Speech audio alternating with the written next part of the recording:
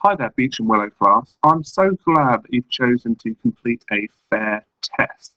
I'm going to talk you through this process step by step today and show you some of the resources that you might find useful. Okay, let's get cracking. Now, the first thing that we're going to do when planning a fair test is we're going to consider variables. Okay? The question that we're going to ask is, does the variable affect how far the car travels? Variables in this context mean anything that you think might affect how far the car travels. Okay? So your job is to think, well, maybe the type of car might affect how far it travels. Some cars might travel further than others. I'm talking about toy cars here, by the way. Some toy cars might travel further than others.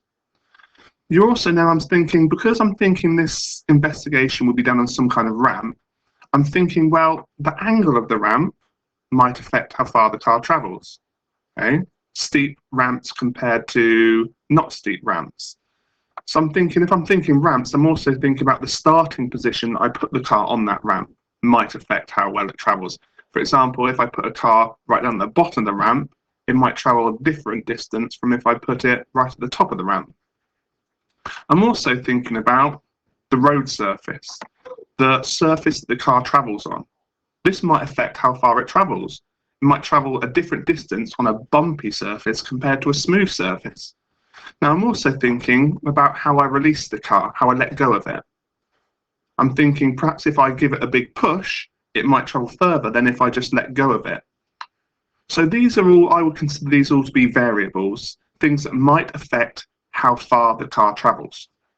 Now, when planning a fair test, it's very important we just pick one variable, one thing that we're going to test, one thing that we're going to change, and we put that at the center of our investigation. Okay? So you, for example, might choose, you want to investigate the type of car. Does the type of car affect how far it travels? Okay? You might like to say, well, actually, I want to investigate, does the way in which you release the car affect how far it travels? You might want to investigate, does the road surface that it travels along affect how far it travels? Or even, does the starting position on the ramp affect how far it travels? Actually, what I'm going to investigate today in this modelled example is the angle of the ramp. Okay? I'm going to investigate whether the angle of the ramp affects how far the car travels. So I'm just going to copy that post-it note there and pop it into the question section. So now my question reads, does the angle of the ramp affect how far the car travels? Now, in a fair investigation, you pick one variable you're going to change, one variable you're going to test. All the other variables, it's so important we keep them the same. They don't change throughout the investigation.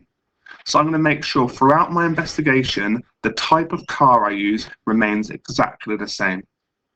I'm going to make sure that the way I release the car throughout my investigation remains exactly the same. I'm going to make sure that the starting position on the ramp for the car remains exactly the same. And I'm going to make sure the road surface that the car travels down remains exactly the same throughout the whole investigation. By doing this, I'm going to keep my test fair. I'm going to pick one variable to test, all the other variables remain the same. My next step is think, well, this is what my investigation looks like in theory. What is it actually going to look like? How am I going to design a test in which these variables can come to life? So my first step is thinking, right, well, how many times am I actually going to send the car down the ramp? I'm thinking on 3 different times. So I'm going to draw a road surface here, a road surface here, and a road surface here. Because each time I want to make sure that the type of road surface is exactly the same, I've drawn the same road 3 times. I want it to be exactly the same. The next thing I'm going to think of is, okay, what type of vehicle am I going to use? Well, I'm going to use a toy car. I'm going to make sure it's exactly the same toy car each time. Okay? So I'm keeping that variable the same. Then I'm thinking about a ramp. Because I want it to be exact, I want to keep that variable the same, I'm going to keep the ramp exactly the same each time. Same ramp, same ramp, same ramp. Now if I look back to my original design, it said, although the thing I want to change was the angle of the ramp, not the type of ramp, not how big or small it was, but the angle of it. So what I'm going to do is I'm going to work out a way to change the angle of the ramp. I think I'm just going to use something like books. I'm going to take a book and pop it there under the ramp, and then that's going to help me prop that ramp up onto that angle. Okay. Then I'm going to make sure the car, I'm going to put the car right at the top of the ramp. That's going to be its starting position. So now I need to come down here and think, how can I make the angle different? I know, if this time I use 2 books to prop up my ramp, it's going to make a slightly steeper angle for my ramp. I'm going to pop it there. But I'm going to make sure my starting position for the car remains exactly the same. And down here on ramp number 3, rather than 2 books, I'm thinking I'm going to put 3 books. 1, 2, 3. Now by doing this, I can make my ramp even steeper again. But I'm going to make sure my starting position remains exactly the same. So I've designed an investigation in which the angle of the ramp is the only thing that changes. The road surface, the type of car, the starting position of the car all remain exactly the same because I'm only changing one variable. Once I've done that, I can decide what I'm going to measure. Okay, so in this investigation, I'm going to measure how far the car travels. I can note down what I'm going to use. I'll use a meter stick or a tape measure to do it. I can also do a prediction. Now, prediction is a very special type of scientific writing. So if you want to help on exactly the kind of things you should include in a prediction for a year 1 or year 2 child, use this document here. It's really useful.